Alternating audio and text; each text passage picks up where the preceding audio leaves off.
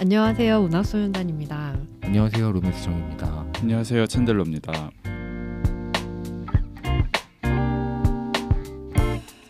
저희 일단 구독자 1000명을 넘었습니다. 드디어. 한 시작한 지 한 7년, 7년 만에 드디어 7년이 걸렸네요. 이게 뭐 십진법의 농간이긴 하지만 그래도 1000명을 넘었다는 거에 큰 감사를 드립니다, 여러분께. 자, 그럼 오늘 작품 뭔가요? 시즌 7 3화에 저희가 고른 책은 오직 밤뿐인입니다. 존 윌리엄스의 책입니다. 첫 번째로 책과 작가 소개에 들어가 보겠습니다. 존 윌리엄스란 작가는 저희가 시즌 6 24화에서 소개한 소설 스토너의 작가죠. 제가 이 소설 정말 좋아하는데요. 저의 최애 소설, 인생 소설입니다. 1922년도에 텍사스주 농촌마을 클락스빌에서 태어났고요. 얼마 지나지 않아서 텍사스 위치폴스라는 마을로 텍사스 오일붐 시대래요, 이때가. 그래서 그 여파를 따라서, 그런 트렌드를 따라서 이주를 했대요. 근데 이분의 이름에 비화가 있습니다. 사실은 이름이 친아버지의 성이 아니더라고요. 2살 때 사료 가게에서 일하던 아버지가 알 수 없는 이유로 실종이 됐대요. 네, 그러고 나서 몇 년 뒤에 어머니가 바로 재혼을 하면서 새아버지로부터 윌리엄스라는 성을 받게 됐다고 합니다. 리웰인가? 존 리웰. 네, 조금 특이한 성이더라고요. 그런 이름이었는데 바뀌었다고 하더라고요. 그래서 그 지역에서 자라서 텍사스의 단기대학 주니어 컬리지라는 곳에 이제 영문학으로 입학을 했는데 뭐가 안 맞았는지 몰라서 드롭했다고 하더라고요. 자퇴했다고 하니까 그래서 그 후로 좀 방황을 하다가 갑자기 42년 초에 미공군으로 자원 입대를 해가지고 2차 대전에 참전합니다. 고등학교 때 아르바이트로 라디오 아나운서를 했고 목소리가 좋았나 봐요. 목소리가 컸다고 하는데 근데 와이프는 목소리가 좀 특이해요. 목소리가 좋다고 하지 않고 그는 목소리가 컸어요라고 하더라고요. 목소리가 컸대. 아무튼 목소리가 좋았는지 컸는지 확실하지 않으나 부인은 크다고 했습니다. 아무튼 거기서 아나운서를 하면서 무선통신 교육을 당시에 받았대요. 그러니까 50년도 전이니까 그때는 되게 아날로그식으로 흘러가서 그런 교육을 받았던 것 같아요. 그래서 징집 이후에 바로 추가 교육을 받고 수송 정찰기의 무선통신병이 되었다고 합니다. 중국, 버마, 인도에서 복무를 했고요. 그 복무 기간 중에 추락사고가 나면서 병상에서 지루함을 떨치기 위해 바로 이 소설 오직 밤뿐인이 쓰여졌다고 합니다. 그러니까 이 집필 기간에는 사실은 자퇴를 했으니까 1학년 다니다. 사실 1학년 다니면서 뭘 배웠겠습니까? 그러니까요. 네. 술 마시는 법을 배우죠. 그렇죠. 아무튼 그랬다 보니까 뭐 영문과 학생도 아니고 심지어 뭐 군입대를 해가지고 복무 중이었으니까 생 일반인 상태로 배운 것도 사실 뭘 배웠다 쳐도 다 까먹을. 그렇죠. 그런 상태로 쓴 첫 소설입니다. 그의 부인 낸시 가드너 윌리엄스와 진행한 인터뷰가 뒤에 달려 있거든요. 거기에 내용에 따르면 통신병으로 근무하던 그 와중에 비행기가 격추돼가지고 앞쪽에 있던 존이랑 다른 동료 2명, 그러니까 둘이서 살았고 뒤에 탄 5명은 그대로 죽었다고 합니다. 근데 그 경험이 꽤나 충격적이었나 봐요. 그래서 평생 트라우마에 시달렸다고 합니다. 그래서 중년부터 말년 정도까지 알코올 의존증이 좀 심했대요. 근데 그냥 이해하고 눈 감아줬다고 하더라고요. 회복 이후에는 추락한 비행기 조종사의 신원 확인과 유가족의 부고를 알려주는 보직을 지원을 해가지고 그 정글을 헤쳐서 그 시신들을 찾으러 다니는 그런 내용의 복무를 했다고 합니다. 이 정도가 집필 배경이 될 것 같으니까 소설을 한번 소개해 보겠습니다. 오늘의 소설 오직 밤뿐이는 1948년에 발표한 말씀드렸다시피 존 윌리엄스의 첫 소설입니다. 2010년대 초반에 미국에서 스토너가 재주목을 받은 이후에 2015년에 스토너가 국내에 출간됐죠. 이에 힘입어서 미국에서 존 윌리엄스의 전작에 대한 관심이 높아지면서 현지에서 2019년에 오직 반뿐인의 원서가 복간이 되었고요. 바로 2020년에 우리나라에서 번역 출간되었습니다. 학사 논문 그렇죠. 끌어시킨 거잖아요. 그래서 그래서 없는 일만. 그러니까요. 네. 이러고 싶지 않았을 텐데. 네. 교수님 원래 교수님을 괴롭히고 싶다면 석사 논문을 찾아봐라. 실제로 이 소설을 존 윌리엄스가 필사적으로 외면했다고 하더라고요. 외면을 했다고요? 네. 뭐 얘기 찾아오지도 않는데 어떻게 외면을 하죠? 얘기 절대 얘기, 안 꺼내고 네. 인터뷰할 때도 네. 뭐 절대 얘기 안 하고. 네. 또 본인이 영문학과 교수였기 때문에 마치 그 인생에 없었던 소설인 것처럼. 자기는 쓴 적 없는 네, 것처럼. 네. 대체로 그런가 봐요. 저희도 시즌 1을 필사적으로 그쵸. 외면하고 뭐 배우에 따라서 또 어떤 배우는 자기의 이 데뷔작, 네. 입봉작 아니죠? 데뷔작 네. 안 본다고 못 보겠다고 하는 배우들도 많으니까 네. 참 숙명입니다. 그리고 보니까 2010년대 초반에 스토너가 이렇게 붐업 됐으면은 네. 이제 바로 나올 법도 한데 2019년에 나온 거 보니까 네. 진짜 잘 숨겨놨나 봐요. 그렇지 않아요? 근데 그 사이에 이제 다른 소설들이 있으니까 이제 차례차례 이렇게 되짚어 가다가 더 이상 이제 나올 게 없으니까 첫 작품을 꺼내들기 시작한 거죠, 사람들이. 이건 사실 사람들이 좀 못된 게 아닌가 싶어요. 좀 잔인하네. 네. 어쩌면 그 본인 작품의 뒤늦은 흥행을 못 본 게 다행일 수도 있다. 그러네요. 맞아요. 네, 그럴 아차 싶을 수도 있겠죠. 네. 잠깐만 이게 이렇게 흘러가면 안 되는데. 어라? 나에 대한 관심이 이렇게 높아지면 안 되는데. 근데 제가 책 소개를 쓰려고 하다가 여러 인터넷 서점들에 소개돼 있는 출판사에서 쓴 것 같아요. 이 책 소개가 너무 기가 막혀서 그냥 가져왔습니다. 네. 뭐가 기가 막힌지 한번 들어볼까요? 이보다 더 잘 설명할 수가 없을 것 같아요. 아버지가 보내오는 생활비를 받아 대도시 호텔에서 머물면서 무의미한 하루를 보내는 예민하고도 무기력한 청년 아서 맥슬리. 아무 감정의 기복도 없어 보이는 아서의 내면은 사실 끊임없는 스트레스와 우울증에 휩싸여 있고 남들은 보지 못하는 환상에 시달리며 괴로워한다. 경멸하는 친구와의 짧은 만남 후 한참 동안 연락이 없었던 아버지의 편지를 받고 혐오와 그리움을 동시에 느끼는 아서. 감정의 극단에 이른 아서의 짧고도 긴 하루를 조는 음울한 환상의 심리소설. 이게 다죠. 네, 네. 답니다. 여기서 말한 것처럼 그냥 하루에 대한 네, 이야기. 이 사람의 24시간 동안 아침서부터 밤까지를 쫓아가는 건 거죠. 그런 상태로 파티도 가고 산책도 하고 카페도 가고요. 본인이 경멸하는 친구도 만나고 왜 만나는지 모르겠지만 아버지의 전화를 받고 싸우기도 하고 공연장에 들어가 술 마시다가 어떤 여자도 만납니다. 단지 여러 가지 상황 속에 이 아서 맥슬리라는 인물을 배치함으로써 아서라는 인물을 설명할 어떤 절대적인 시간을 벌기 위한 플롯이라고 전 느껴졌어요. 아무튼 그러다가 어머니에 대한 트라우마와 마주하면서 공연장에서 만난 클레어라는 매력적인 여성을 우발적으로 폭행하고 그 윗집 남자에게서 쫓겨나서 흠씬 두들겨 맞고 얘기는 끝납니다. 네. 이런 내용입니다. 이게 환상적인 책 요약.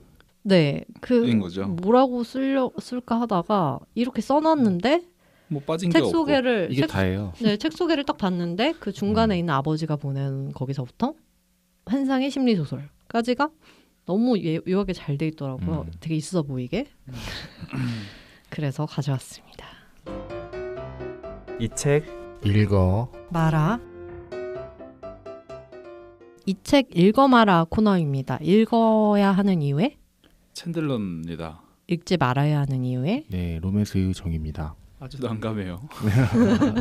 일단 별 좀 보시면 알겠지만 제가 이 책을 읽어야 하는 이유 진짜 찾기가 힘든데, 자 일단 첫 번째 놀리는 맛이 있지 않겠습니까? 교수님의 석사 논문을 발견했어요. 어떻게 참아요? 그쵸? 가야지. 네.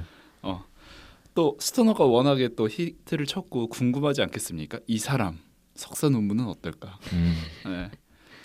읽고 좋으면 더 좋은 거고 나쁘면 또 나쁜 대로 장난꾸러기 표정 지으면서 놀리면 되는 거잖아요. 한번 읽어보실 이유가 없지 않다. 네. 네. 없지 않다. 없지 네. 않습니다. 네, 첫 번째 읽지 말아야 할 이유입니다. 짧은데 긴 책입니다. 한 200페이지가 조금 넘는데 이 짧다고 무시하면 큰 코 다치는 책입니다. 체감은 거의 2배 정도였거든요. 저한테는 한 400페이지 정도로 느껴졌고 그만큼 내용이 조금 버거운 내용이에요. 내가 지금 뭘 읽고 있는지 잘 모르겠고 그래서 굳이 이렇게 스트레스 받으면서 읽지 않으셔도 좋을 것 같습니다. 네, 읽어야 하는 두 번째 이유입니다. 뭐 음울한 심리 소설이라고 되어 있는데 맞습니다. 읽다 보면 우울하긴 해요. 하지만 후반부에 나오는 클레어, 매력적인 여성 클레어 만나는 이 뭐라 해야 되죠? 술집 씬? 거기는 술집이라고 하기가 왜 이렇게 없어 보이죠? 펍 씬이라고 해야 되나요? 네. 바 씬. 네, 바 씬이 너무 매력적이에요. 진짜 재밌었어요. 네, 아주 너무 달달한 로맨틱 코미디 보는 느낌도 나고 좀 야릇한 로맨스 영화 보는 느낌도 나고 모여한 텐션과 여름에 어디도 나가기 귀찮다 혹은 나 인간 뭐 요새 이성 만나기에 영 감흥이 없다 하시면은 이 대목 한번 읽어보신다면 새록새록 연애세포나 어떤 묘한 야릇한 여름밤의 향기 물씬 느껴지는 그런 경험을 하실 수 있을 겁니다. 네, 읽지 말아야 할 두 번째 이유입니다. 작가의 자아도취 소설 같은 느낌이었어요. 뭔가 자기 자신에 취한 느낌. 수진 씨가 존 윌리엄스가 어떤 일이 있었는지 모르고 나서 이제 이렇게 썼는데 생각해 보니까 이 비행기 추락해가지고 전우들 죽고 막 이런 상황이었으니까 그럴 수도 있겠다는 또 생각이 드는데 일단 소설 내용으로만 봤을 때는 그런 뭐 작품의 탄생 비화나 이런 거를 모르고 봤을 때는 이거 자아도취 소설 같다. 무한도전에서 그 노홍철 스킨 바르는 그거 아시나요? 이게 나에게 허락하지 않는 그런 자아도취 소설을 보는 듯한 느낌이기 때문에 그게 조금 힘들 수도 있습니다. 네, 마지막으로 이건 꼭 해야 될 얘기 같죠. 네, 좀 뻔하지만 참 글을 전체적으로 잘 쓴다라고 하기는 못하지만 몇몇 와 대단한 문장들 어쩜 참 이렇게 쓰냐. 저는 개인적으로 이 책의 첫 페이지는 21페이지라고 생각을 합니다. 여러분들이 이 책을 좀 더 이따가도 얘기하겠지만 사실 저나 로맨스 정치금 읽기가 쉽지 않았던 것 같거든요. 거기에 또 한몫을 하는 게 9페이지서부터 20페이지까지 펼쳐지는 이 꿈에 대한 이야기. 그건 일단 패스를 좀 하시고 21페이지가 첫 페이지라고 했었을 때 첫 문장서부터 아주 압도하고 들어가죠. 아침 햇살이 베네션 블라인드의 반쯤 열린 셔터 사이로 호기심 어린 손가락을 찔러 넣어 그의 얼굴을 부드럽고 따뜻하며 자연스럽게 만졌다. 너무 바로 그려지지 않아요? 네. 맞아요. 오히려 스토너 때도 이런 걸 느꼈는지 모르겠지만 오히려 이 책에서는 이게 또 첫 책이라고 하잖아요. 힘 좀 주고 싶었겠. 근데 또 병실에서 심심해서 썼다고 하니까 그렇게 힘을 줬나 싶긴 한데 어쨌든 첫 작품이니까 힘 준 것 같은 문장들. 나 대놓고 이제 고음 간다. 근데 고음을 잘 질러. 그런 느낌인 거죠. 네. 그런 문장들이 좀 있습니다. 읽어보실만 하시죠.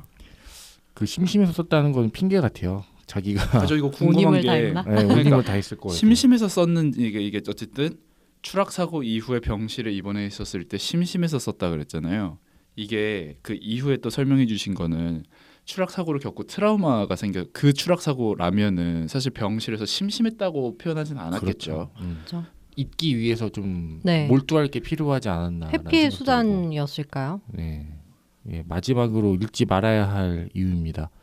이거 뭐 수진 씨가 설명을 잘 해주셨는데 이거 책 내용을 설명하기가 좀 어려워요. 그러니까 존 윌리엄스의 이 오직 밤뿐이는 어떤 책이냐고 누군가 물었을 때 그거 그냥 그렇죠. 아서 맥슬리가 아침에 일어나서 하루 나 혼자 산다 찍은 거라고.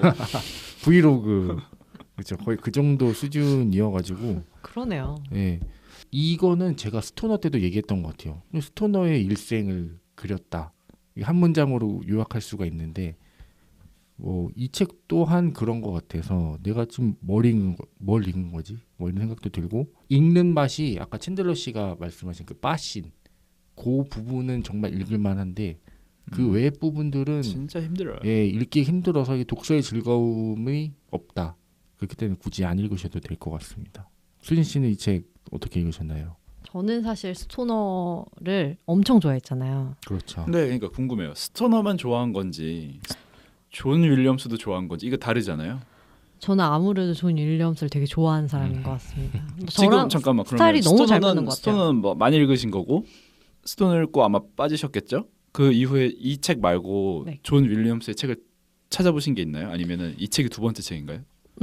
지금 일단 사놓기는 되게 오래됐어요. 그 아우구스투스도 그렇고 도살자 건너목은 아직 안 나와서 못 읽어보고 있지만 그거 지금 3권을 이미 사놓은 지가 꽤 됐고 사실 좀 뭐랄까요 너무 좋아해서 약간 경건한 마음으로 시작해야 될 것 같은 그런 약간 부담감에 약간 시작을 못 하고 있었는데 이 책이요? 네. 이 책을 이번에 저희와 처음 같이 읽으신 거예요? 네네. 너무 약간 뭐랄까요 스스로 기대가 크다는 걸 너무 알고 있달까요? 근데 읽어봤는데 존 윌리엄스 특유의 그런 묘사 방식이나 문장 같은 게 어디 가지 않더라고요. 그래서 저는 굉장히 존 윌리엄스의 묘사 방식 자체를 사실 굉장히 좋아하는 사람이다 보니까 내용이 뭐 어쨌든 간에 전 되게 즐겼던 것 같아요. 그리고 결론적으로 말하면은 스토너의 팬으로 시작했지만 충분히 스스로 나는 존 윌리엄스의 팬이다라고 얘기를 할 수 있게 되었다. 네. 이 책을 통해서. 네. 그런 수진 씨. 네. 스토너의 팬뿐만 아니라 존 윌리엄스의 팬임이 확인된 수진 씨 어떻게 읽었는지. 본인이 이 소설 아까 얘기했지만 철저히 외면할 정도로 너무나 싫어했다고 하는데 왜인지 알 것 같은 별로였다. 소설이었어요. 그러니까 장단점이 너무나 명확하게 드러나는 작품이었던 것 같아요. 그래서 이런 단점을 버리고 약간 보완하는 쪽으로 스스로 영문학 공부를 하면서 나아간 게 아닌가 싶을 정도로 너무 부족한 면이 잘 보였는데 플롯 같은 게 아무래도 별 내용이랄 게 없는 것 같은. 제가 아까 소개할 때 얘기를 했지만 철저하게 이 소설의 플롯은 본인이 설정한 이 아서 맥슬리라는 인물을 설명하기 위한 시간을 벌기 위한 수단일 뿐 그 이상 그 이하도 아니었던 것 같아요. 네. 그래서 그때는 아마 일반인이니까 그런 걸 이제 구상할 어떤 지식이 좀 부족하지 않았나. 만약에 그 당시에 존 윌리엄스가 좀 더 출중했거나 아니면 이걸 다시 쓴다면 거장 좀 더 성장한 이유 다시 쓴다면 더 짧아질까요? 아니면 그러니까 더욱더 나의 능력이 더 많아졌으니 내가 그리고 싶은 아서 맥슬리를 그리기 위해서 굳이 이렇게까지 필요 없는 거예요. 단 한 문장으로 더, 한 단락으로 더 압축해서 표현할 수 있게 되니까 이 책은 오히려 더 짧아질런지 아니면 이것도 플롯의 문제라면 좀 더 아서 맥슬리에게 알맞는 더 매력적인 이런저런 장면들을 더 넣어서 오히려 분량이 유지되거나 늘어났을지. 저는 늘어났을 것 같아요. 오히려. 네. 지금 폼 좋은 존 윌리엄스라면. 네. 아까 얘기를 하셨지만 약간 힘이 빠진 것 같다고 그랬잖아요. 스토너에서는 특히 뭐 말년까지는 아니지만 아무튼 나이 들어서 그렇죠. 쓴 소설이기도 하고. 근데 이 소설에 보면은 그 젊은 소설가가 쓴 그런 에너지가 느껴진달까요? 그런 게 있는 것 같아요. 확실히 보면은 어떤 그런 이 주인공이 환상을 보잖아요. 근데 그 환상 속에서 약간 영화의 기법처럼 약간 죽어있는 게 살아있는 것처럼 약간 표현하는 그런 제게 지금 이북이라서 23페이지로 표시되어 있는데 금이간 파란색 접시에서 달걀이 마치 모든 것을 다 아는 듯한 사악한 눈길로 그를 응시하고 있었다. 처음에는 그 환상에 매료되었다. 하지만 더 오래 응시하고 노란색 눈알이 그를 맞받아 볼수록 몹시 불편해졌다. 재빨리 눈을 깜빡였다. 미끈대는 흰색 구체에서 노란색 눈동자가 아직도 그를 무심하게 응시하고 있었다. 그는 타바스코 소스 병에 손을 뻗어 타는 듯한 붉은 액체를 그 눈에 부었다. 갑자기 참을성을 잃고 모두 짜증을 내는 것 마냥 그 주변의 흰자는 놀라울 정도로 핏발이 선 채 액체처럼 움직이는 혈관의 연결망이 되어 빈 공간을 거의 섬뜩한 무언가로 바꾸어 놓았다. 그것들은 마치 큰 고통을 겪고 있는 양 그를 비난하듯 쳐다보았다. 이런 문장들이 이 정도로 생생한 문장이 전체적으로 스타일이 변하지는 않았지만 이런 문장이 없거든요. 스토너에는. 그래서 첫 작을 보는 그런 묘미도 쏠쏠했다. 그래서 이 같은 표현 방식과 존 윌리엄스 특유의 자세한 묘사 같은 것들이 뭔가 다이나믹한 플롯하고 합쳐졌을 때 아주 훌륭한 긴 장편 소설이 완성되지 않을까 하는. 그러면 여전히 이 책의 컨셉인 하루 일어나서 잠들 때까지 이 컨셉은 유지하되 안 그 안에 돼요. 좀 더 에피소드를 넣었을 것이다. 안 돼요, 아니요? 안 돼요. 안 돼요. 24시간 너무 짧아요. 너무 짧아요. 이틀은 가야 돼. 주말. 너무 오직 주말뿐. 일주일 정도. 일주일 정도. 하루는 뭔가가 일어나기에는 뭐 작가 역량이긴 하겠지만 좀 짧지 않나. 너무 빨리 가요. 네. 뭐 저도 뭐 오늘 저희 뭐 했다고 지금 내시죠? 그러니까요. 이러니까요. 네. 하루는 좀 짧지 않을까 싶은데 세밀한 관찰, 인물 묘사가 정말 일품이에요. 이 사람이 평소에 얼마나 남들을 세밀하게 관찰하고 예민한 사람인지 깨달을 수 있는 것 같아요. 아니 제가 개인적으로 높이 사는 것 중 하나가 책 읽다가 음식 먹게 하고 싶은 음식 먹고 싶게 한다 하면 저는 좋은 소설이라고 생각을 하거든요. 아무튼 이 책에서도 정확하게 방금 읽어주신 이 계란 타바스코 소스를 보자마자 너무 피자가 먹고 싶은 거예요. 지금도 얘기 들으니까 갑자기 너무 피자가 먹고 싶네요. 저는 전 계란 후라이.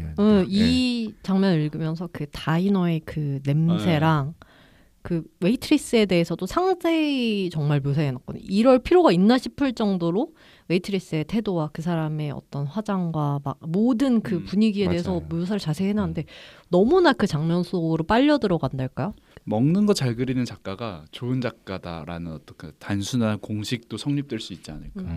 아니 책 보고 이 먹고 싶기 쉽지 않잖아요. 그러니까 그렇죠. 어떤 이미지도 없고 네. 냄새도 없고 소리 없잖아요. 네. 진짜 글로. 네. 저는 이 장면 높게 삽니다. 타바스코 소스. 오히려 이 저희 이따 시간이 지나면서 피자 먹어도 되나요? 네, 피자 좋아요. 드시죠. 좋아요. 죄송합니다. 오히려 시간이 지나면서 이런 표현이 이렇게 좀 깎여 나갔다는 게 조금은 아쉽습니다. 그죠? 그 스토너에서 네. 이런 무슨 말씀인지 알 것 네. 같습니다. 그런 우리가 일상에서 경험하는 너무나 사소한 순간들 있잖아요. 그런 사소한 감각과 그런 작은 경험들, 순간을 스쳐가는 것들이 사실은 굳이 누구한테 이야기 꺼내지도 않고 잘 의식하지도 못하는데 그런 경험들에 대해서 정말 이렇게 제가 말씀드린 것처럼 너무 잘 묘사하는 게 정말 일품이었다. 이 아서 맥슬리와 비슷한 하루를 살아보신 적이 있기 때문에 아니면 그런가? 근데 저는 좀 굳이 비슷하진 않더라도 근데 태생적으로 좀 예민한 것 같기는 해요. 저도 종종 책 읽으면서 저런 얘기를 많이 했거든요. 이 책이 이 작가가 너무 좋은 점은 내가 그냥 가만히 우리가 그냥 살다 보면 한순간 한 찰나 흠칫하고 혹은 한 찰나 삔또 나가고 혹은 잠깐 딴 생각을 하게 되고 뭐지? 좀 묘한데 지금 나 기분 왜 이러지? 근데 또 워낙 바쁘고 제 갈 길 또 가야 되고 하니까 그냥 스르륵 넘어가는 그런 순간들을 나에게는 언어가 없었는데 그 순간을 이거구나라고 표현해 주는 것들이 전 작가의 가장 제일 덕목이고 제가 책을 읽는 이유라고 종종 말씀드렸기 때문에 방금 말씀에 대단히 대단히 공감을 하나 이 책에선 그런 걸 한 번도 느껴본 적이 없거든요. 정말요? 네.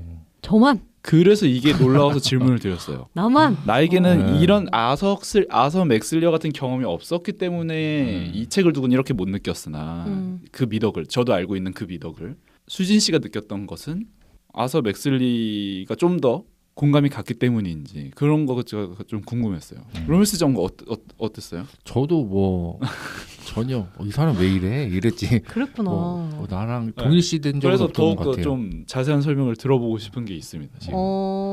약간 결이 맞나 봐요, 저랑. 아서 맥슬리가. 네, 그래서 되게 막 책을 막 그러잖아요. 책 뭐 이렇게 옛날 명언에 보면 가장 좋은 친구는 책이다. 말 이런 그렇죠. 게 있잖아요. 근데 정말 그런 철저한 공감이랄까요?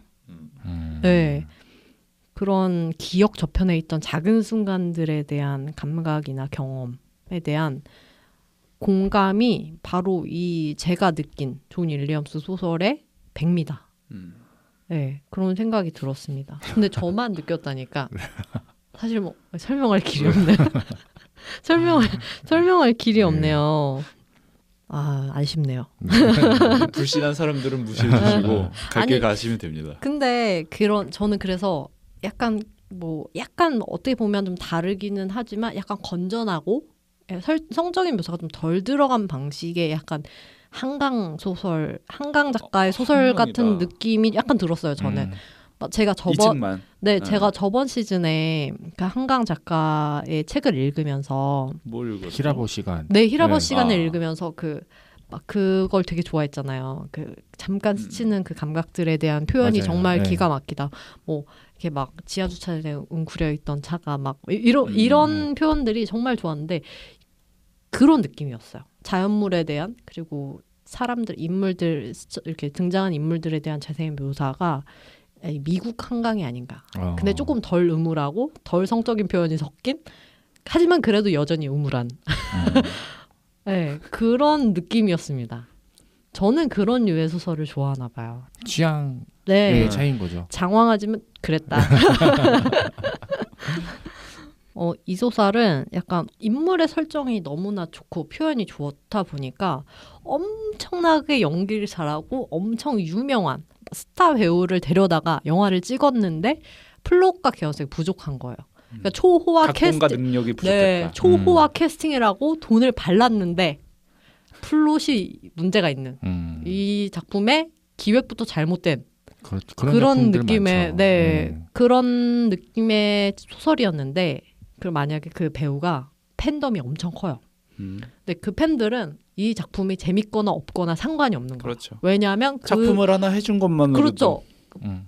그 배우를 볼 수 있다는 것만으로 너무 행복한 큰 거잖아요. 화면에서. 네. 심지어 약간 나중에 작품과 달라. 약간 다른 매력이 있어. 그럼 돌아버리는 거죠, 팬들이. 심지어 그 배우의 애정씬이 있네요.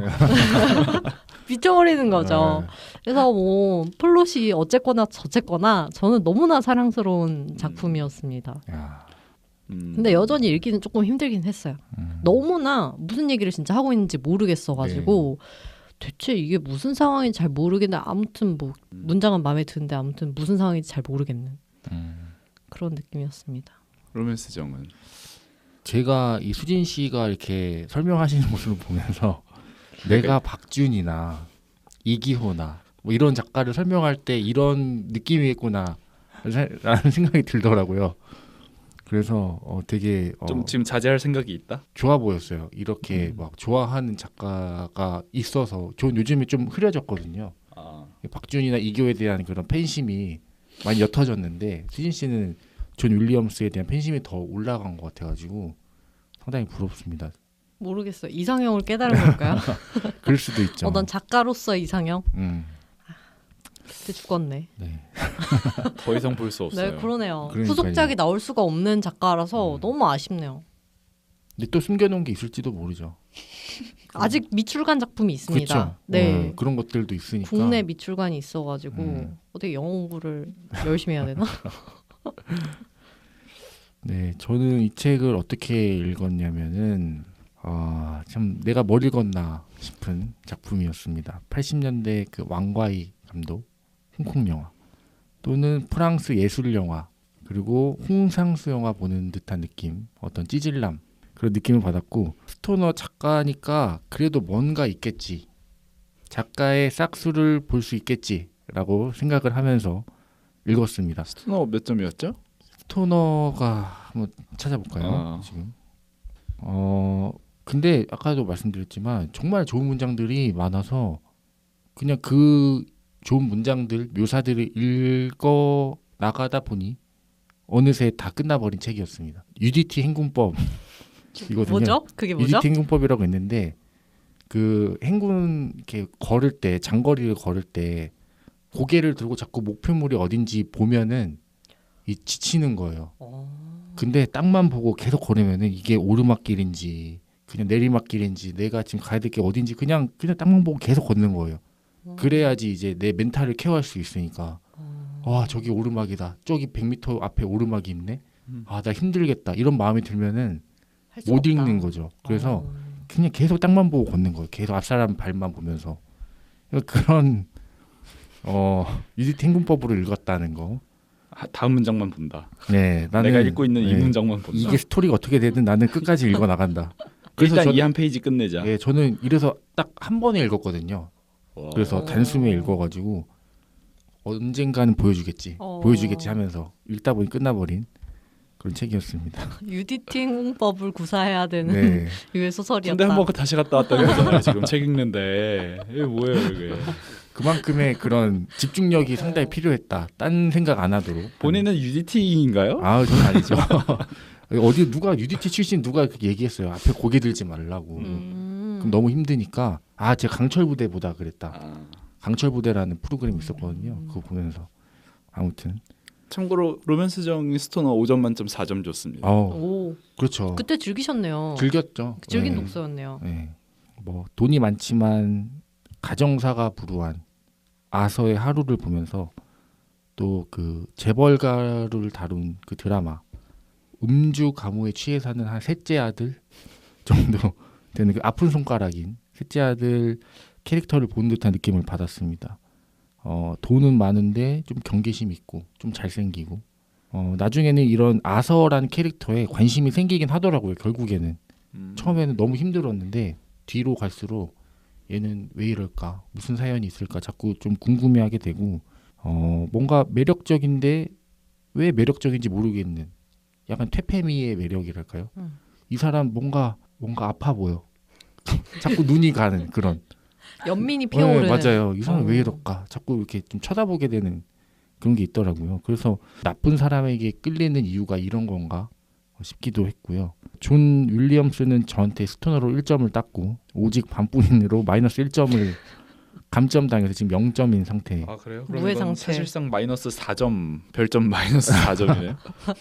그렇다기보다는 뭐 그냥 OX로 봤을 때는 스토너는 오고 오직 네. 반뿐이면 X라고 하겠습니다. 그래서 0점인 상태인데 사람은 적어도 3번 정도는 보라. 소개팅, 애프터, 그다음 밥 한번 먹고 땡 아니면 땡인 거죠. 그래서 저는 나중에 3부터 할 생각은 있다. 한번 더 읽을 기회가 생긴다면 어떻게 아우구스투스 한번 갑니까? 제가 사서 보진 않고 이제 기회가 생긴다면 이제 존 윌리엄스 그때 이제 어떤 그 작가라는 기회란 거를 어떤 기회죠? 그러게요. 누가 또 책을 앞에 들밀고 네, 총을 저희 뭐 뭐 총구를 이제 게스트가 존 윌리엄스 책을 또 들고 나오고 싶다. 아니면 뭐 다음 시즌에 한다. 이럴 때는 이제 그때는 읽어보겠는데 수진처럼 이렇게 존 윌리엄스 책을 사다 놓고 경건한 마음으로 이렇게 읽진 않을 것 같은. 다음 기회가 생긴다면 판단해보고 싶어요. 이 작가가 정말 어떤 작가인지. 근데 이 작가가 진짜 특이한 작가인 게 이건 첫 작품이잖아요. 근데 보면 아서 맥슬리라는 이 인물이 본인의 상황과 정반대되는 인물이거든요. 존 윌리엄스라는 인물은 시골 마을에서 태어나서 텍사스. 네, 되게 부유하지 못한 환경에 심지어 뭐 재혼하신 아버지도 그렇게 잘 사시는 분이 아니었대요. 근데 원래는 대학을 꿈도 못 꿨는데 그 주니어 컬리지 다니다 중퇴를 하고 거기는 좀 쌌나 봐요. 그리고 이제 방황을 하다가 군대에 가서 우연치 않게 그때 군대를 갔다 온 사람은 대학 등록금을 대준다 그래서 그렇게 해서 가게 된 거래요. 꿈도 못 꿨대요 원래는. 그러니까 상황이 정반대인 사람인데 어떻게 보면 되게 열심히 산 사람이고 네. 근데 또 스토너는 또 비슷한 류의 소설을 쓴 사람이고 자전적인 근데 부처스 크로싱이라고 지금 출간이 안 된 게 있거든요. 그 미국에만 나와 있는데 그거는 서부극이에요. 총잡이들 네, 얘기인가요? 총잡이들 얘기예요. 그리고 아우구스투스는 역사 소설이죠. 그렇죠. 네. 정말 다른 소설들을 써온 사람이더라고요. 그래서 어떻게 하다가 그렇게 실험적인 시도들을 연속적으로 하시게 된 건지 전 조금 신기하더라고요. 그러네요. 네. 되게 스펙트럼이 되게 넓으시네요. 네, 그래서 아예 다른 작품을 만나는 것처럼 한번 아우구스투스 가보시는 분들 괜찮지 않을까? 네. 이름 가려놓고 네. 읽어봐 좋더라. 그것도 UDT 행문법으로. 그렇죠. 틴들러 씨는 이제 그 어떻게 친구요? 읽으셨을까요? 챈들러입니다. 저 이 책 아까 말씀드렸던 이 책은 저희가 말씀드린 대로라면 이 사람 아서 맥슬리가 이제 일어나면서부터 시작을 해야 되죠. 그래서 제가 아까 21페이지에 그 구절을 읽어드린 것도 맞는데 그 앞에 한 10페이지 정도 되는 꿈속 묘사 장면이 나옵니다. 이 10페이지 남짓 한 2장면 읽는데 저 이틀 걸렸어요. UDT 행문법을 알려주셨어야죠. 그러네요. 왜 안 알려주고 혼자만. 너무 끔찍한 거예요. 어. 그래서 그리고 쓱 보니까 그래도 뒤에는 좀 더 어떤 구체적인 물성을 가진 어떤 하루가 나오네. 네. 오케이 일단 이거는 그냥 넘어가자. 나중에 읽고 짧잖아. 읽고 다시 돌아와서 한 번 더 보지 뭐. 그럼 뭔가를 더 잘 파악하지 않을까? 이 꿈이 지금 무슨 내용인지 했으나 웬걸 다시 살펴볼 힘도 나지 않았다. 요약하자면 진짜 끔찍한 독서였습니다. 끔찍했어요. 보통 이제 지하철에서 오고 가면서 읽거나 뭐 이렇게 시간 내서 카페 가서 읽거나 하는데 와 이거는 제가 유독 안 좋아하는 소설이 환상에 관한 거, 환각 보는 거. 그 자체인데 이거. 그렇죠. 그냥 환상 소설이잖아요. 그렇죠. 꿈 꿨다 일어난 것 같은 소설인 거잖아요. 최고로 안 좋아하거든요. 그래서 진짜 읽는 경험이 너무 끔찍했고 그러다가 진짜 나중에 이 바 씬에서 진짜 숨통이 트인다. 오 이렇게 매력적인데 그동안 왜 이렇게 쓴 거야 라는 생각도 들고 잘 그리는 거는 알겠어요. 잘 그리는 건 알겠는데 이렇게 너무 추상적이고 감각적인 묘사로 이게 떡칠이 되어 있으니까 저는 너무 그냥 진짜 내가 지금 뭐 어디 떠 있나? 뭐 어디로도 나 지금 못 가겠고 내가 지금 방향성은 있나? 어디론가 가고 싶은데 그리고 그거 자 이 책을 제가 유독 끔찍했던 이유는 지하철에서 읽습니다. 근데 갈아타야 돼요. 잠깐 이렇게 덥죠. 덥고 나서 다시 이제 앉았어요. 읽으려고 보면은 제가 만약에 84페이지까지 읽었잖아요. 68페이지를 펴요. 그대로 읽어요. 어디 읽었는지 그 분간이 내용이 안 그 나요. 내용이에요. 맥락이 없으니까. 이거 읽었던 것 같기도 하고 제자리 걸음을 하게 하는 책이다. 정말. 저만 느꼈나요? 정말 힘드셨겠네요. 아니, 저도 약간 책갈피가 그렇게 없다면 책갈피 필요합니다. 이 책. 책갈피가 없다면 진짜 내가 몇 페이지까지 읽었더라? 하고 4페이지 정도는 손해 보면서 읽게 돼요. 이 책은 서점에서 팔 때 책갈피를 책갈피를 껴서 줘야 될 것 같아요. 끼워 팔든지 증정품으로 주던지 아무튼 간에 그 책갈피에는 스토너의 작가 존 윌리엄스 계속 스토너를 언급해줘야죠. 그렇죠. 묵묵하게 읽게 만들어야 될 것 같아요. 어떤 환상, 나의 내면에 대한 탐구 이런 걸 진짜 안 좋아하는 이유는 그거에 대한 묘사를 100번 잘해봤자 그냥 잘 썼네가 되지 저는 그 경험을 한 적이 없잖아요. 그러니까 결국에는 그렇더라고요. 결국 그냥 이거는 내가 한번 경험해 봐야 되는 건데 그거를 누가 기깔나게 설명을 해줘도 사실 저 사람이 겪고 있는 환상을 내가 어떻게 그렇게 잘 받아들이겠습니까? 대문호가 와도. 그렇죠. 그 한계가 저한테는 좀 큰 것 같아요. 볼리타라는 어떤 댄서라고 해야 되나? 그 사람이 춤추는 장면도 너무 거기서 이제 또 얘가 이제 또 살짝 머릿속으로 여행을 떠나게 되는데 그 장면도 읽으면서 와 그냥 진짜 너무 추상적이다. 저 여행을 내가 따라갈 자신이 없는 건 거죠. 이 아섬 엑슬리의 그리고 그러니까 무슨 일이 있었는지도 후에 나오니까 어머니가 무슨 일이 있었군 정도인데 그리고 앞에 부분 특히 막 아버지에게 전화가 편지를 보는 순간 어땠고 아버지에게 갑자기 전화하던 그 순간으로 또 살짝 또 과거 회상도 하다가 너무 정신이 없었습니다. 정신이 없었다. 결론. 힘들었습니다. 이게 진짜 존 윌리엄스를 좋아하지 않는다면은 정말 힘든 소설이죠. UDT 행군법으로 읽어야 되는 땅만 보고 걸어야 되는 정말. 초반에 제가 말씀드린 그 작가 누구죠? 그 일본 작가? 히가시노 게이고. 네, 히가시노 게이고가 그렇게 쓴대잖아요. 일단 첫 문장을 쓴다. 일단 쓰고. 한 문자 무조건 전체적인 구상을 하지 않고 한 문장씩 쓰는 거예요. 첫 문장을 쓰고 그 다음 문장만 나는 다음 문장만 생각한 터널 비전으로. 맞아요. 그렇게 해야 경주마처럼 이렇게 달려야 되는 소설입니다.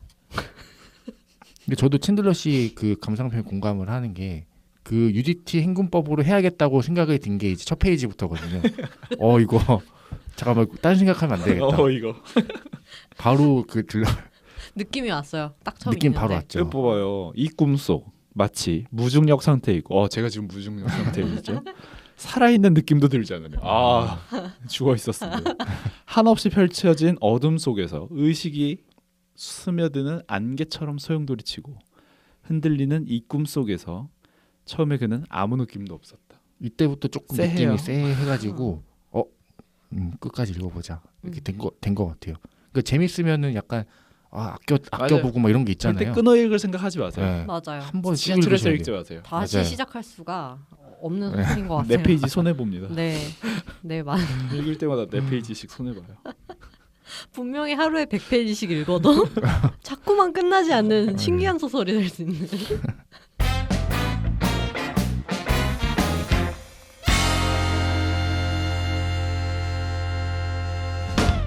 오직 반뿐인 제목 얘기도 좀 해봐야 될 것 같은데 저는 오직 반뿐인이라 그래가지고 또 서정적이죠. 예 그것도 그런데 진짜 밤에만 일어나는 아. 일인 줄 알았어요. 그러게요. 예. 근데 아침 햇살 나오고 막 계란 후라이 먹고 이러길래 그래 오직 밤뿐이는 뭐 다른 의미인가 보다라는 생각을 했는데 그래도 시작을 꿈으로 해주잖아요. 네. 네. 그래서 사실 왜 시작은 꿈인데. 오직 밤뿐인일까 제목이 영어 제목이 뭐 Nothing but 예 Nothing but the night night. 예 그거였던 것 같아요. 왜 어떤 의미일까요 오직 밤뿐인? 얘가 있을 곳은 밤뿐이다. 라는 거 아닐까요? 하루 봤잖아요. 너무 고통스럽잖아요. 아서가 의지할 네. 때는 밤뿐이다. 아서한테는 밤뿐이밖에 없는 건 거죠. 음. 그나마 해지고 이제 빠 갔을 때 이제 독사들 숨통이 트이잖아요. 아서도 저 그 장면이 너무 재밌었던 게 클레어한테 수작 부리고 클레어랑 잘 돼 보려고 하는 아서는 이전에 아서랑 느낌이 너무 다른 거예요. 맞아요. 지극히 얘가 이렇게나 본능에 열정적이고 욕망이 있고 맞아요. 좀 살아보려는 애인가? 뭐뭐 갑자기 그래가지고 일단 해가 져야 되는구나 아서는. 늑대인간처럼. 얘는 밤뿐이다. 아서에게는 오직 밤뿐이 네, 밤뿐이다. 야행성 인간. 수진 씨에게 제목은 전 잘 모르겠더라고요. 잘 모르겠어요. 사실 본인도 내가 뭘 쓰고 있는지 잘 모르지 않았을까. 그렇지 않을까 싶어요. 너무 처음에 썼던 소설이라서. 저는 그 어머니가 죽은 거에 대한 트라우마가 엄청 크잖아요. 네. 아서의 아버지가 바람을 폈고 그거를 알게 된 아서의 어머니가 아버지를 총으로 쐈고 그 사고로 이제 어머니도 이제 생을 마감하게 된 그런 걸로 알고 있는데 그걸 또 목격을 한 거잖아요. 아서가. 그렇죠. 그래서 그날 이후로 아서에게는 오직 밤만 이어지는 내면의 밤이. 그러니까 어둡다라는 의미로. 예. 그래서 오직 그러니까 그날 부정적인 이후로는 의미로. 예. 그날 이후로는 오직 어둠뿐이다. 밤뿐이다. 그죠. 어둠뿐이다. 눈 감아봐. 그렇죠. 이게 진짜 어둠이다. 네 미래야 이거. 그렇죠. 그래서 그런 의미가 아니었을까. 그리고 이 아서가 그 클레어랑 이렇게 좀 잘 되려고 해요. 네. 그래서 같이 이제 클레어의 집으로 갔는데 가서 맞아요. 뭔가 이렇게 클레어가 불을 켜지 말아달라 하면서 뭔가 이렇게 뭔가 될 것 같은데 아서가 막 갑자기 주먹질을 막 허공에다가 퍼붓죠. 그러다가 이제 윗진 남자가 내려오게 되는 이런 일이 벌어지게 되는데 아서는 대체 왜 클레어를 때렸나? 제가 이 질문을 썼잖아요. 제가 궁금해가지고 왜 때렸을까? 그러니까 이해가 안 가는 거예요. 그래서 제가 썼거든요. 뒤에 보면은 나를 이해해주길 바랬다 뭐 이런 대목이 나오죠. 그 멈춰진 순간 그의 무너진 마음속에 둘을 갈라놓았던 끝없는 구멍을 어떻게든 이어야겠다는 필요가 마지막으로 갑자기 커졌다. 그는 그녀가 그의 인생의 가장 깊은 곳의 비밀을 알기를 바랐다. 결국 그냥 그야말로 심신미약이라는 건 거잖아요. 이게 약간 그 첫 작품에서 드러나는 어떤 부족함이 아닐까? 이 상황을 납득시키는 어떤 당위성이 부족한 것 같아요. 뭐랄까요? 마무리를 지으면서 작가가 조금은 강렬한 무언가를 하고 싶었던 것 같은데 오늘 하루를 임팩트 있게 그래도 끝내야 되는데. 네. 그리고 원래 이런 류의 주인공들이 약간 이렇게 센치하게 굴다가 갑자기 막 엇나가고 그리고 나중에 막 얻어맞고 끝나잖아요. 그렇게 생각을 했을 때 약간 그런 센치한 감성의 이야기를 한번 풀어보고 싶었나? 싶기도 하고요. 제가 이런 환각 보는 류의 소설을 안 좋아하는 이유도 여기 있습니다. 작가가 너무 환상을 믿고 가요. 그럼 뭐 이렇게 해도 돼. 얘는 뭐 갑자기 뭐 마음에 병이 있는 애니까 뭐 갑자기 이렇게 행동해도 돼. 뭐 이런 변덕을 부리는 애야. 너무 캐릭터에게 많은 면죄부를 주는 느낌. 아서 맥슬리가 도대체 왜 때렸냐 그녀를. 그냥 환각 본 거다라고 한다면, 머리가 그냥 헷가닥 돌았다라고 한다면 얼마나 좋은 핑계입니까? 그러네요. 그래서 제가 별로. 저도 뭐 이제 잘 되겠다 막 하고 있었는데 갑자기 집까지 왔잖아요 지금. 그러니까요. 갑자기 그래서 분위기 때렸다길래 좋았는데. 저도 그 수진 씨의 말처럼 어떤 임팩트 있게 이 하루를 지금 끝내야 되니까 이제 퇴원을 앞둔 거죠. 네. 빨리 끝내야 되니까. 냅다 그거 갈긴 네. 건가요? 그럴 수도 있어요. 그렇죠. 네. 사실 여기서 이게 잘 안 돼야 되는 건 거죠. 여기서 걔가 그리고 오늘 하루가 엉망인 줄 알았더니 너무 좋은 날이었어. 너무 좋은 날. 이렇게 여자친구 생기고 네. 이제 해피하게 이 여자친구 나의 이 아픔을 다 받아주는. 그렇게 될 수 없으니까 한번 높은 곳까지 끌어올렸다가 추락시킨 건 거죠. 나 뭐 좀 제대로 살 줄 알았는데 내가 좀 그래도 제대로 생활을 영위할 줄 알았는데 결국에는 이 모든 게 다 완벽했던 이 타이밍에 또 나는 실수를 하게 되는 거구나. 역시 나는 밤으로 돌아가야겠다. 그게 이제 왜 도대체 때렸냐면 여전히 사실 뭐 설득은 안 되지만 그 어떤 추락인 거죠. 그것은 이제 폭력일 수밖에 없는 거고. 여기서 만약에 얘가 폭력이라는 어떤 극단적인 자극적인 소재라고 해야 되나? 그 행위가 없었다라면 클리어가 얘를 딱히 거부하기도 애매한 상황이잖아요. 자기 그렇죠. 집까지 초대를 해놓고 여기서 갑자기 뭐 이렇게 하다가 나 우리는 아닌 것 같아. 뭐 이러기에는 또 어떤 이 추락하는 맛이 안 사니까 어떤 높은 곳까지 올라가 빡 떨어지는. 그렇게 너무 잘 되다가 갑자기 이제 얘는 계속 그 망령에서 시달리는 건 거죠. 나름의 반전을 주고자 함이었을 수도 있겠네요, 정말로. 근데 그런 인물이 아서 맥슬리라는 그 스스로에 대한 그런 자조가 처음부터 되게 많이 묻어나잖아요. 첫 문장인가? 밤에 할 일을 찾아야겠어. 그는 생각했다. 여기 혼자 앉아서 술을 마시는 건 좋지 않아. 자기 자신을 혐오스럽게 바라보았다. 책상 서랍이 기울어진 채 열려 있었다. 쓰던 손수건, 때 묻은 넥타이와 양말이 옆쪽에 솟아올라 있었다. 마루 가운데에는 재떨이가 뒤집어져서 러그와 온통 재와 담배꽁초가 흩어져 있었다. 이 방은 내 영혼 같군. 그는 생각했다. 더럽고 난장판이야. 미소를 지었다. 지옥이 따로 없네. 혼잣말했다. 여기는 방이고 가정부가 오늘 아침에 청소하겠지만 네 영혼까지 쳐줄 순 없어. 네 영혼을 깨끗하게 해줄 사람이 있을까? 약간 설명하신 맥락하고 좀 들어봤네요. 이걸 보면서 되게 호밀밭의 파수꾼 생각이 났거든요. 거기서도 어떤 이런 자조 그리고 사람들이 표현하기로는 위약적인 주인공이 나오는데 콜필드. 저는 이게 약간 근대 문학이랄까요? 네. 이 시기는 대체로 이런 소설들이 많이 쓰였던 것 같아요. 전 세계적으로 내면을 뭔가 탐색하고. 이 모더니즘 시대, 약간 환상 문학. 우리나라에서도 뭐 그런 이상. 뭐 이상이나 뭐 박태원 뭐 소설가 구보 씨의 일일과 매우 닮아 있는 작품이잖아요. 그것도 이제 하루를 그린 건데 이 당시에는 왜 이랬나? 이게 전쟁의 여파일까요? 그 얘기 어디선가 들은 것 같아요.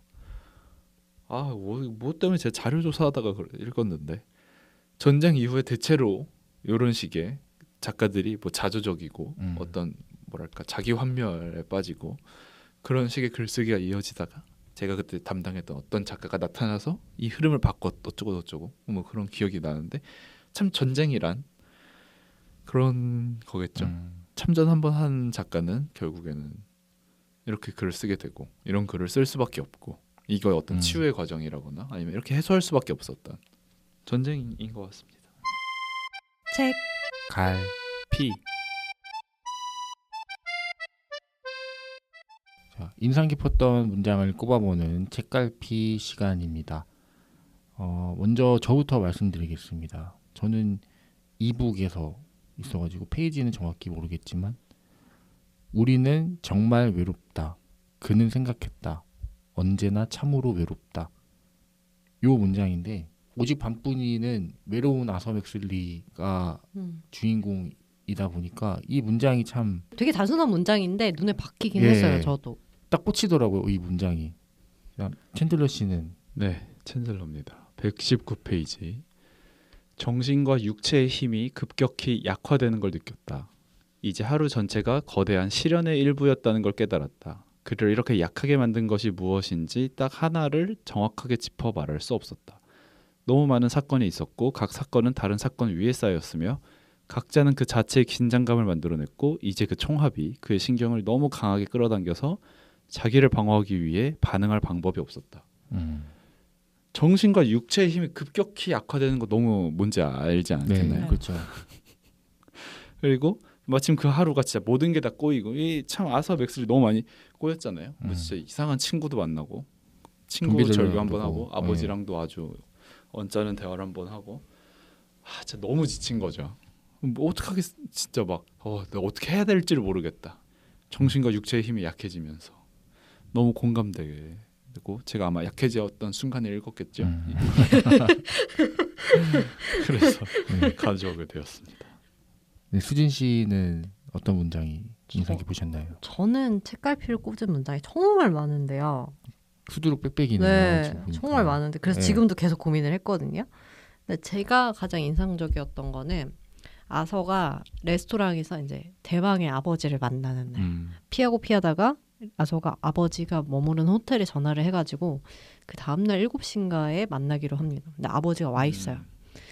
근데 이제 그 레스토랑 들어가면서의 모습이 담겨 있습니다. 이북 기준으로 71페이지인데 웨이터가 발을 멈췄다. 문지르며 테이블을 가리키는 웨이터의 손 이상의 것을 감지했다. 웨이터가 가버리자 시간이 주위에 몰려들면서 그는 밀려드는 물줄기 사이에서 움직이지 않는 바위처럼 나른하게 침묵했다. 이 모든 것들이 움직인 사이에서 나 혼자 그 어찌해야 될지 모르고 우두커니 그 바위처럼 굳어버린 그 느낌이 너무 잘 와닿았어요. 제가 근데 이거 읽을 때 계곡을 한번 가가지고 그 느낌이 더 살았는지도 모르겠는데 피서를 다녔고 네, 그래서 기가 막힌 표현이었다 그런 생각이 들었는데 근데 이것뿐만 아니고 정말 문장으로서는 훌륭한 문장들이 정말 많습니다. 맞아요, 정말 많아요. 네. 오히려 문장 자체는 스토너보다 훌륭하다. 어떤 에너지가 네, 그 에너지가 느껴지는 정말 문장만은 훌륭한 소설이다. 맞아요. 원래 그 인디밴드 1집이 훌륭한 것처럼 네, 맞아요. 모든 걸 쏟아부는 거죠, 1집에. 그죠. 근데 막 점점 막 이제 좀 더 좀 인디밴드가 갑자기 좀 더 재즈해지고 약간 예술적이 되고 맞아요. 이러면서 그 처음에 날것의 그 표현들이 읽는 그런 과정을 약간 본 것 같은 맞아요. 느낌이 들었습니다. 이 예술가에게 어떤 배고픔이라는 거는 정말 중요한 요소인 것 같아요. 자본과 때려야 뗄 수가 없는 관계인데 자본이 예술가에게 너무 많이 들어가면은 약간 변질되고 네. 사람들이 점점 공감대에서 멀어지는 것 같은데 확실히 그 배고픈 상태에 있을 때 맞아요. 막 그 거치려고 하고 싶은 거 하고 눈치 안 보고 막 세상에 불만 많고 그렇죠. 막 쏟아낼 때 그때 사람들이 오히려 더 공감을 많이 하는 것 같아요. 네. 요즘에 오혁 씨도 앨범을 안 내잖아요. 왜냐면 돈이 많아 불만이 없기 때문이 아닐까요? 그렇죠. 그 장범준도 네. 그렇고 뭐 실버 판테온 뭐 이상한 노래 내고 이러잖아요. 롤 티어로 노래 내고 이런 거 보면은 아니 그렇습니다. 참 좋아하는 가수들이 예술가들이 잘 되면 좋은데 그렇죠. 잘 되면 좋은데 너무 잘 되면 글을 읽는 거죠. 맞아요. 그러면 적당히 잘 월급쟁이가 돼야 돼. 한 팬들이 한 200~300명 정도만 유지되는 그 정도에 너무 잘 되면 또 안 돼요. 그래서 유튜브에 막 좋아하는 유튜브 막 아래 댓글에 그런 거 달리잖아요. 너무 뜨지 말고. 맞아요. 잘 되면 좋은데 너무 잘 되지 마. 너무 잘 되면 좋은데 잘 되지 마. 근데 이건 어쩔 수 그러니까 모든 게 어쩔 수 없지만 제가 또 지금 젤다를 하고 있잖아요. 네. 젤다도 야생의 숨결 타이틀 거의 끝까지 왔습니다. 거기가 100으로 치면 어디 정도까지? 100으로 치면 모르겠어요. 뭐 제가 어쨌든 이제 뭐라 해야 되지? 왕 잡으러 가기 얼마 안 남은. 왕 잡으러 가면 돼요 이제. 이제. 근데 이제 가는 길이 어느 정도 컨텐츠가 남아 있는지는 모르겠으나 제가 봐도 90 이상은 온 것 같아요. 100이라고 했을 때. 그러다가 뭐 이렇게 예전에 캡처해뒀던 나의 플레이 화면 같은 것들을 보면은 너무 참 아기자기한 거죠. 지금 나는 한 70 정도 되는 무기 휘두르고 있는데 그 당시엔 제가 2 되는 나뭇가지를 휘두르고 있었으니까.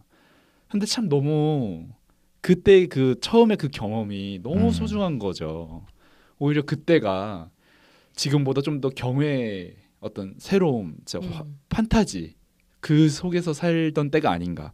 지금은 오히려 달고 다른 어떤 그렇죠. 고였죠. 네, 뭘 봐도 그렇게 크게 놀라지 않고 새롭지 않고 오히려 지금은 오히려 그때는 정말 그냥 휘두르는 것밖에 못했는데 지금은 좀 더 화려한 액션을 구사하고 몬스터를 더 다양한 방법으로 죽일 수 있어졌지만 예전 같지가 않다. 그거는 근데 시간이 가면 갈수록 어쩔 수 없는 건 거잖아요. 유튜버도 맞아요. 그렇고 아티스트들도 그렇고 그래서 1집은 참 소중하고 맞아요. 오직 밤뿐인도 참 소중하고 그런 게 아닌가. 하지만 나만 소중했고. 그런 걸 느낍니다. 네. 그래서 여러분도 어떤 책이건 처음 읽으실 때 참 잘 읽으셔라. 맞아요. 저처럼 UDT 행건법을 모른 채 지하철에서 4페이지씩 손에 보며 읽지 마시고 좀 좋은 환경에서 집중해가며 시원한 네. 환경에서 한 호흡에 네. 끊기지 말고 근데 잘 읽으셔라. 이 책은 진짜 존 윌리엄스를 처음 만나는 책으로는 정말 부적합한 맞아요. 책인 것 같아요. 아, 다른 맞아요, 책을 맞아요. 다 돌고 돌아서 정말 읽을 게 진짜 없을 때 마지막에나 읽어라. 네, 최후의 보루처럼 이렇게 숨겨뒀다가 사건에서 아 이거라도 읽어야지. 네. 신작도 나올 수 없고 그럴 때 아 그러네요. 신작이 나올 수가 없네요. 네. 그런 소설인 것 같습니다. 네. 자 마지막 한 줄 평과 별점을 들어보도록 하겠습니다. 수진 씨의 별점은요? 저는 한 줄 평을 먼저 하겠습니다. 어떻게 나 진짜 얘 좋아하나 봐. 5점 만점에 4점입니다. 야, 오히려 단점이 보여서 더욱 더 나의 애정을 확인할 수 있었던. 저는 있는 그대로 얘를 사랑하나 봅니다.